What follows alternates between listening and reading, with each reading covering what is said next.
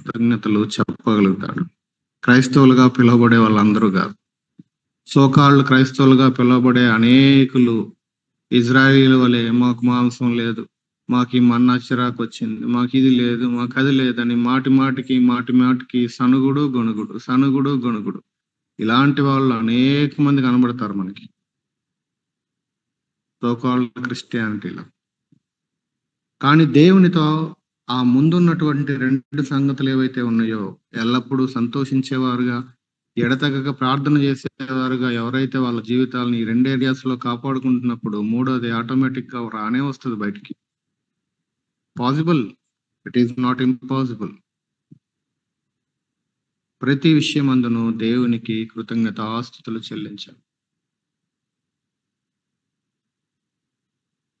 దేవుని యొక్క వాక్యంలో మనము కృతజ్ఞతలు చెల్లించటం గురించినటువంటి అనేకమైనటువంటి ఏమంటారు కమాండ్స్ ఇవ్వబడ్డాయి, ఆజ్ఞలు ఇవ్వబడ్డాయి.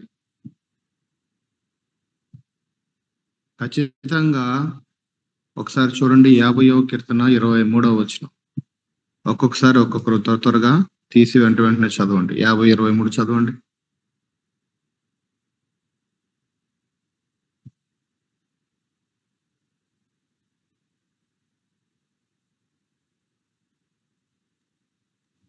స్తుతియాగము అర్పించువాడు నన్ను మహిమపరచుచున్నాడు. నేను వానికి దేవుని రక్షణ కనపరచునట్లు వాడి మార్గము సిద్ధపరచుకొనెను. స్తుతియాగాన్ని లేదా ఈ యొక్క కృతజ్ఞతని దేవునికి అర్పించేవాడు దేవుణ్ణి మహింపరుస్తున్నాడు. ఇది కేవలము ఒక ఆజ్ఞ మాత్రమే కాదు, ఇది కేవలము దేవుని యొక్క చిత్తము మాత్రమే కాదు. దేవుని స్తుతించటము, ఆయనకి కృతజ్ఞతలు చెల్లించటం అనేది దేవుని గ్లోరిఫై చేయటం, ఆయన్ని మహింపరచటం. ఇది ఒక ఆజ్ఞ గనక లోబడాలి, విధేయత చూపాలి. ఇది ఆయన చిత్తము కనుక మనం చేసి తీరాలి. ఇది ఆయనకి మహిమను తీసుకొస్తుంది కాబట్టి మనము కృతజ్ఞత చెల్లించేవారంగా ఉండాలి. కృతజ్ఞత చెల్లించేవారంగా ఉండాలి. అక్కడే పైన చూడండి 14-15 వచనాలు. 15వ వచనం 50-15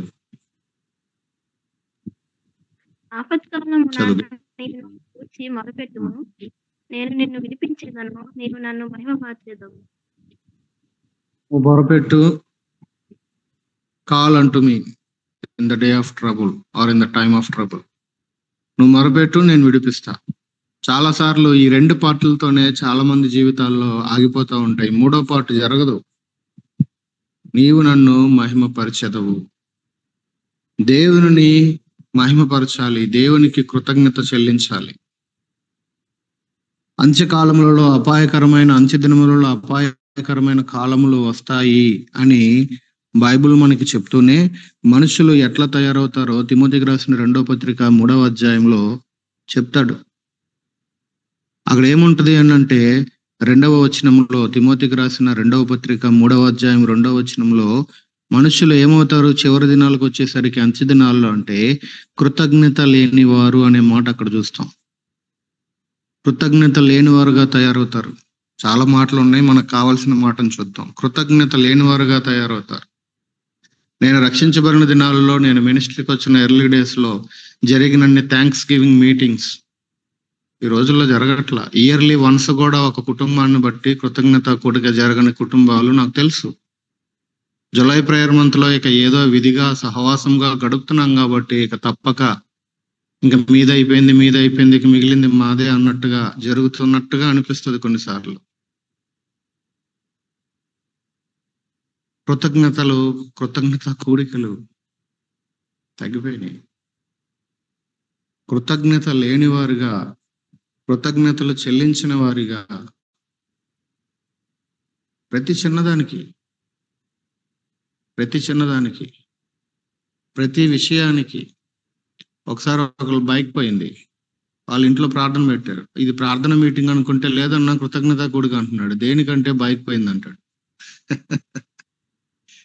బైక్ పోతే పోనీ అట్లీస్ట్ ఉపవాస ప్రార్థన మీటింగ్ పెట్టాలి, అవునా? కనీసం ఉపవాసం ఉండి ప్రార్థన చేస్తే మళ్ళా తిరిగి దొరకాలి దేవా అని. బైక్ పోయిందని కృతజ్ఞత గుడికి పెట్టారు ఒకసారి ఒకళ్ళ ఇంట్లో. ప్రతి విషయమందును ప్రభువుకి కృతజ్ఞతాస్తుతులు చెల్లించడం. అంచె దినాలకు వచ్చేసరికి మనుషులు కృతజ్ఞత లేనివారుగా తయారవుతారని బైబిల్ గ్రంథమే మనకు చెప్తా ఉంది క్లియర్ గా.